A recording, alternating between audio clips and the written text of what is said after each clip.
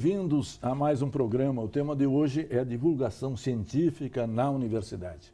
A universidade brasileira caracteriza-se pela indissociabilidade entre ensino, pesquisa e extensão, segundo a Constituição Federal de 1988. Há hoje uma tendência de se caracterizar as universidades de ponta como sendo instituições de pesquisa. Seria a pesquisa que determina o tipo de ensino e de investigação e o tipo de inserção da universidade na sociedade.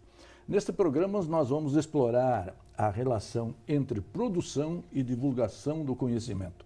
Qual o papel da universidade na divulgação científica?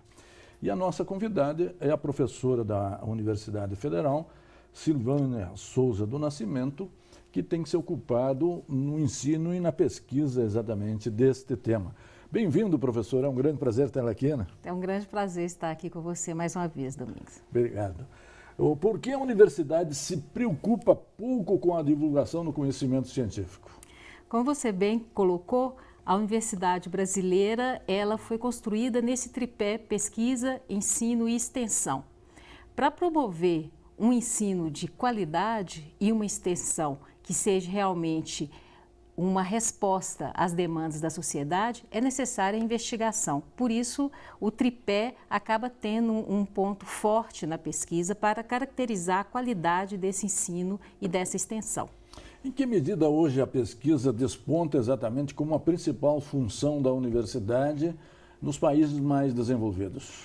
Na medida que as instituições de ensino, como as universidades, elas têm um papel prioritário de promover questões novas, questões que tragam novas questões e promover a circulação do conhecimento científico para trazer novas disciplinas, novas tendências e uma formação de um profissional que seja um profissional que responda o futuro, não que responda unicamente à demanda atual. Então, com isso, a função de pesquisa ela é premente para o desenvolvimento em qualquer país. Essa função tríplice, ensino, pesquisa e extensão, é uma obrigação do professor ou uma obrigação institucional? Faz parte do projeto institucional, porque é muito difícil você ter aquele profissional que é capaz de desenvolver com grande competência as três áreas, né? Que elas demandam formações específicas e demandam também condições de trabalho bem diferentes, né? As condições de trabalho para promover a formação através do ensino são diferentes das demandas sociais para promover uma extensão de qualidade, assim como promover uma pesquisa de qualidade, né? Perfeito. Como o conhecimento produzido na universidade tem sido divulgado na sociedade? Há várias formas de divulgação do conhecimento científico, né? Inclusive pensando que atualmente nós colocamos essa divulgação em todas as áreas do conhecimento, não unicamente nas áreas de ponta, na área de ciência e tecnologia, das chamadas hard science, né, da física, química, biologia, nanotecnologia, etc., mas também na área das humanidades. Então, a divulgação científica acaba tendo muitos dispositivos e cada instituição, com suas características, vai desenvolver mais ou um outro mecanismo de divulgação. Que canais a universidade mantém para divulgar o conhecimento científico? Tradicionalmente, as universidades elas têm os seus setores de comunicação institucional que promovem mecanismos como os boletins, as pautas que são repassadas à imprensa, os veículos do tipo de rádio, televisão e periódicos. Então, são vários instrumentos que são utilizados para a comunicação pública da ciência. Há universidades que têm setores específicos, outras universidades acabam fazendo mesmo assessoria de imprensa que promove, de certo grau, uma divulgação científica. Quem se encarrega dessa divulgação? Ou não tem encarregado? É muito variado, né? Você tem instituições como a UFMG, que tem o privilégio de ter uma diretoria de divulgação científica, mas isso não é verdade para um número muito grande de instituições. Muitas vezes a própria assessoria de imprensa que acaba fazendo esse papel. Outras vezes o próprio pesquisador, em sua função pública, né, ele acaba atendendo o jornalista, atendendo e criando também dispositivos de comunicação pública da ciência. A divulgação científica na universidade é bem avaliada ou se valoriza muito mais a produção? É uma tendência recente dentro dos mecanismos de avaliação do trabalho universitário valorizar a extensão e assim também a divulgação científica, né? Não temos talvez menos de 10 anos que o CNPq, que é o órgão nacional de avaliação da produção científica, criou dentro do Lattes, é o grande diretório de produção científica, uma área específica para que o cientista ele pudesse registrar a sua obra na área da divulgação científica. Esse é um instrumento, de certa forma, de avaliação da transparência à produção no campo da divulgação científica e acaba sendo também um instrumento de avaliação utilizado pela CAPES, que é outro órgão regulador aí da formação. É um órgão que regula a produção no campo do ensino, né? A CAPES é o nosso regulador no Ministério de Educação que regula o ensino e acaba valorizando a divulgação científica com o conceito de responsabilidade social e com o conceito de solidariedade entre os produtores do conhecimento e os diversos campos da sociedade, né? Isso, por exemplo, na avaliação da pós-graduação estrito sensu, é bem avaliado ou não? Pela CAPES? Pela CAPES, atualmente, é muito avaliado, porque nós temos um conceito de responsabilidade social, ele tem entrado dentro das próprias universidades.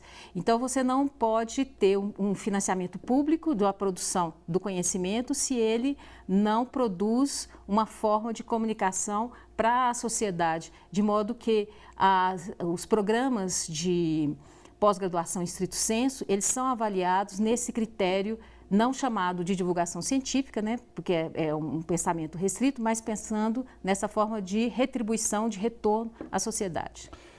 E a avaliação é um fator também de promoção do professor na universidade, em termos acadêmicos? Em termos acadêmicos, nós temos a tradição ainda pela produção dos papers, quer dizer, é uma forma de divulgação científica, mas é uma divulgação científica especializada entre os pares, né? Então, a produção científica é que acaba sendo o grande instrumento de avaliação e de promoção acadêmica. Mas nós temos uma tendência muito forte que esse retorno à sociedade passa a ser cada vez mais avaliado. Perfeito. No segundo bloco, nós vamos explorar em que medida, digamos, a divulgação científica é ensinada na universidade e também objeto de pesquisa. Um instante só, voltaremos já. Interconexão Brasil. Oferecimento: Sindicato dos Professores da UFMG. Interconexão Brasil. Oferecimento: Sindicato dos Professores da UFMG. Bem-vindos de volta. Nós estamos trabalhando divulgação científica na universidade. Nós colocamos a divulgação vis-à-vis com a produção científica. Em que medida, digamos, a universidade tem se esforçado e se comprometido com a divulgação e como também as agências de pesquisa têm valorizado esse tipo de atividade. Já deixamos no ar o que seria o tema condutor deste segundo bloco, que é em que medida, digamos, a divulgação científica é ensinada na universidade ou passa ao largo do ensino? Bem, a nossa formação científica ela é ainda bastante tradicional, principalmente no contexto brasileiro. Nós temos uma formação da metodologia, que é realmente o que vai dar o norte de um processo investigativo em qualquer campo, e uma formação da produção do conhecimento, quer dizer, os alunos rapidamente eles já entram na lógica da produção dos papers, da construção dos relatórios técnicos e a própria formação enquanto comunicador passa bem distante. Mas isso é uma tradição que, à medida que a formação dos jornalistas e da sociedade começa a cobrar uma participação maior do cientista nesses dispositivos de comunicação, começa a entrar enquanto formação transversal ou então enquanto prática mesmo do jovem pesquisador, né? Então, é claro que nós temos os jovens pesquisadores bem mais sensíveis e bem mais próximos da formação para a divulgação científica, para o bom atendimento às diversas mídias, né? Mas também para a produção de textos que são que podem circular em diversos canais, não só no canal periódico entre os especialistas, mas também para os outros canais da sociedade. Né? Perfeito. Em que medida, digamos, ela se tornou também campo de pesquisa na universidade? Enquanto campo de pesquisa, isso é bem mais recente, né? Que nós temos mais ou menos uns 20 anos que o campo da comunicação científica, ela passa a ser um objeto tanto da sociologia da ciência, quanto dos diversos campos da ciência da informação, da prática educativa, etc. Né? Mas é um campo emergente na área de interface, né, entre a produção do conhecimento e a própria sociedade. Né? Ou ela tem sido vista como extensão universitária? Essa é uma grande polêmica, né? Porque você sabe que o próprio processo de extensão universitária é um conceito brasileiro. Né? Recentemente, as universidades anglofônicas, elas criaram o conceito do outreach, que seria exatamente a universidade cumprir esse papel que ela produz conhecimento, que a extensão não é o assistencialismo, né? A extensão é o braço onde a produção do conhecimento se estende à sociedade, mas se estende como uma via de mão dupla. Claro. Ele questiona a sociedade, ele não só vai para entregar um conhecimento produzido, mas ele vai também para escutar e para dialogar com a comunidade acadêmica. Então, a divulgação científica, ora ela está junto à pesquisa, aos produtores, ora ela está nesse braço de extensão. Perfeito. Qual a importância da entrevista na divulgação científica? Bom, a entrevista a gente pode dizer que é um dos dispositivos mais tradicionais da divulgação científica e talvez aquele dispositivo junto com a conferência pública, né, com a conferência aberta, que o cientista é mais preparado para isso.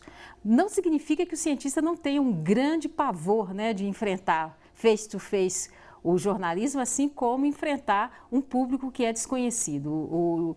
A formação do cientista é muito mais para ele dar sua conferência entre os pares, onde ele tem especialistas que ele vai dialogar, do que transformar esse conhecimento em algo que possa ser lido, que possa ser dialogado, que possa ser conversado com um público de não especialistas. Você exige algum preparo especial ou uma entrevista com outras características para fazer a divulgação científica? Hoje, nas universidades de ponta internacionais, a formação do cientista passa por instrumentos formativos para ele aprender não só a entrevistar, mas também ser entrevistado. E isso é um exercício muito importante, que assim como ele aprende a comunicar entre os pares, hoje a língua é inglês, então ele comunicar em inglês em 10, 15 minutos, né, para fazer um paper em 7 páginas, ele precisa aprender também a fazer uma entrevista para a TV, que é diferente de uma entrevista para o rádio, que é diferente deles responder os textos para poder mandar para um editorial de jornal ou de uma revista de grande circulação. Então, é necessário ter instrumentos, sim, de formação para melhorar esse tipo de comunicação. Como distinguir divulgação científica da cultural, professora?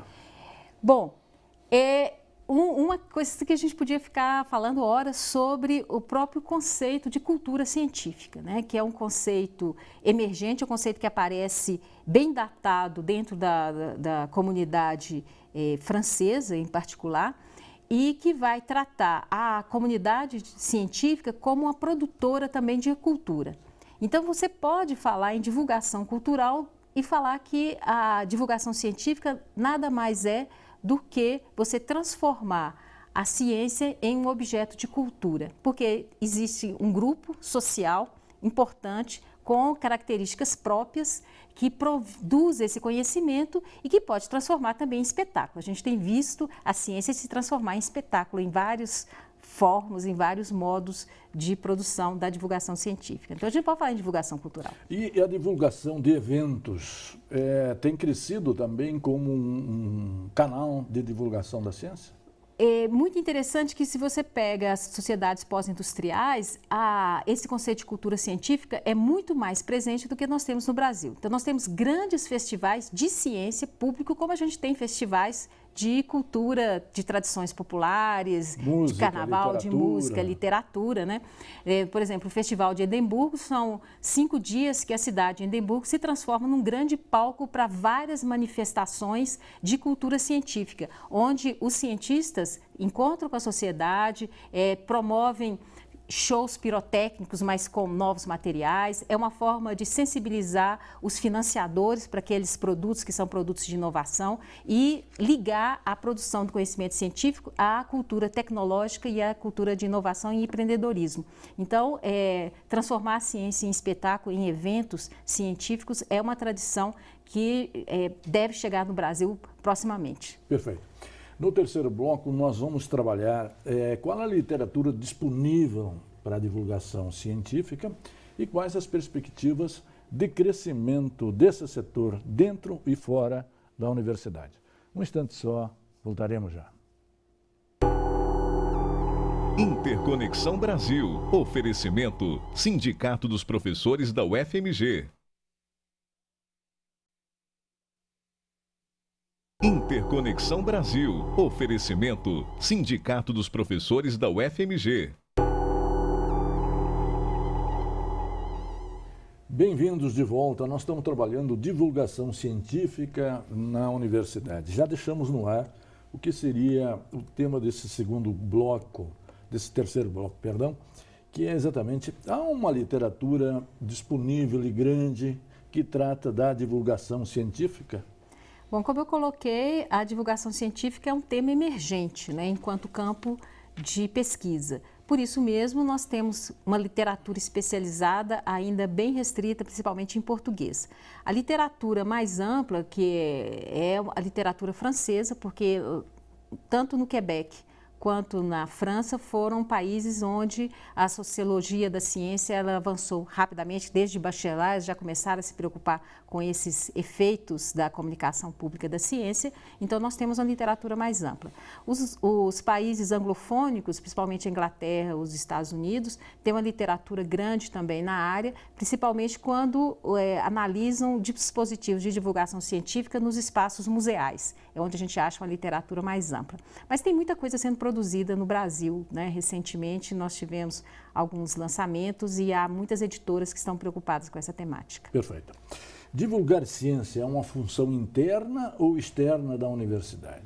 Bom, como o tema é divulgação científica na universidade, eu posso dizer que é tanto uma função interna quanto uma função externa. Pensando que a divulgação científica, a gente tem que promover esse encontro tanto dos produtores do conhecimento científico em todas as áreas, mas também promover um diálogo com a sociedade. Então, é uma função interna quando os próprios produtores estão criando esses dispositivos, estão traduzindo esses processos investigativos para o grande público, para o público de não especialistas, mas também é uma função externa quando a própria sociedade começa a procurar cada vez mais, a questionar esses produtores de conhecimento e vão à universidade em busca de conteúdo, tanto para transformar, aí já de uma outra forma, né, quando o jornalista, quando o editorial, quando o próprio cidadão, ele começa a questionar mais essas fontes que estão dentro das universidades. Por quais fases a divulgação científica já passou, professora? Bom, é uma história que começa com a própria institucionalização da comunidade científica, né? A gente pode falar que uma primeira fase a gente pode colocar junto com a institucionalização do método científico por Francis Bacon, que ele vai escrever os aforismos, né, do método científico. É uma forma de divulgação. A literatura tem trabalhado muito como instrumento de divulgação, né? Ernest Sabato é um grande que foi físico, mas também que trabalha com temas científicos através da literatura. Outras fases, elas apareceram principalmente com os movimentos de educação popular. Aí, novamente, nessa dialogia entre o externo e o interno, né? A própria comunidade que estava submetida aos processos de educação popular começam a questionar e promover e a demandar formas de comunicação desse conhecimento que era considerado conhecimento de ponta. Então, nós temos uma fase importante que o Brasil passa também, que a gente chama da popularização da ciência, né? Que muitas vezes não é o próprio cientista que faz, mas é o mediador cultural, é o jornalista, são não especialistas que organizam esse conhecimento e traduzem esse conhecimento para a grande população. Então, nós temos esses dois vieses. Perfeito. Qual a importância das novas mídias na divulgação científica? As novas mídias, elas promovem muitas mudanças na própria comunicação e nos meios de comunicação como um todo, né? Então, a comunicação pública da ciência também vai sentir um impacto muito grande das novas mídias. O mais prioritário que tem sido é o próprio mecanismo de produção de conteúdo para essas novas mídias. Muitas vezes, vocês veem, nós tivemos os períodos dos blogs, né, onde a gente tinha grandes textos, mas evoluiu rapidamente para os twitters, que a gente tem, né, 140 toques. Então, produzir um texto para um blog é um tipo de produção muito diferente de produzir uma imagem para o Flickr ou então para o Instagram. E todos esses são dispositivos de novas mídias que têm sido utilizados como mecanismo de divulgação científica, né? Como elas têm sido usadas adequadamente? Nós não temos uma avaliação, né, de se é adequado ou não adequado. Nós temos uma avaliação que há um número muito grande de produtores de conteúdo. Essas informações, elas circulam nos espaços mais inusitados e são acessadas de forma muito diferente. A pesquisa ainda é muito recente, tanto de rastrear quanto de avaliar impactos ou avaliar como que elas têm mudado as características de divulgação científica. Mas claro que a gente tem como hipótese, né, que há uma mudança tanto na produção do conhecimento quanto na própria produção de dispositivos de comunicação científica. Que né? resultados têm produzido? Já são perceptíveis? Nós temos um resultado que foi divulgado recentemente, que é a própria pesquisa nacional que o Ministério de Ciência, Tecnologia e Inovação fez sobre a percepção pública do brasileiro sobre a ciência, né? Sim. E o grande instrumento de circulação do conhecimento científico ainda não são as novas mídias, né? Na população, eles não acessam o Twitter para saber o que está sendo produzido dentro da comunidade científica. Mas isso pode mudar rapidamente, né? O que a gente tem visto em pesquisas, por exemplo, nos Estados Unidos, é que os microblogs, que é um instrumento de mídia e que tem conteúdo científico, eles circulam rapidamente entre o público jovem. Então, a gente vê que esse fenômeno das novas mídias é um fenômeno dessa juventude, dessa geração que já nasce utilizando. Então, quando o próprio jovem produz, ele rapidamente é disseminado e circula para esse jovem, esse público jovem. Então, nós temos ainda indícios muito suaves de qual é a possibilidade desses dispositivos circularem o conhecimento científico. Mas eu acho que é uma aposta promissora, né? Pois é, nós estamos já no finalzinho do nosso programa. Qual o futuro da divulgação científica dentro e fora da universidade, professora? Bom, eu sou bastante otimista quanto ao futuro da divulgação científica, principalmente dentro da universidade, com esses diversos mecanismos que nós colocamos de avaliação, que tem cada vez mais valorizado esse tipo de ação, que é uma ação social importante, onde o produtor do conhecimento científico se coloca à disposição do público, né? Então, essa é uma perspectiva importante. E os jovens cientistas, eles estão cada vez mais sensíveis e preocupados em atenderem bem, a responderem bem às demandas da sociedade. Uma outra perspectiva que eu acho importante também é a aposta que a gente deve fazer na constituição de uma comunidade mais ampla, né? Uma comunidade onde o exercício da cidadania científica, hoje a gente fala do cidadão cientificamente esclarecido, né? Sim. Então, esse cidadão, ele cada vez mais procura as diversas fontes de conhecimento científico e ele seja capaz de ler, analisar e investigar e até mesmo perguntar, né? Quem sabe um dia a gente não vai ter um Twitter na universidade onde qualquer cidadão pode perguntar o que o cientista está fazendo e qual que é o impacto daquela pesquisa no dia a dia dele. E o cientista esteja lá para responder imediatamente, né? Perfeito. Professora, queria agradecer muito a sua participação, cumprimentar na sua pessoa todas as pessoas que se dedicam à divulgação da ciência, que ela é extremamente importante. O conhecimento científico é vital para o desenvolvimento brasileiro e também para a qualidade de vida de todas as pessoas. E você, telespectador, que sempre está conosco, nos prestigia e nos acompanha toda semana, muito obrigado e até a semana que vem.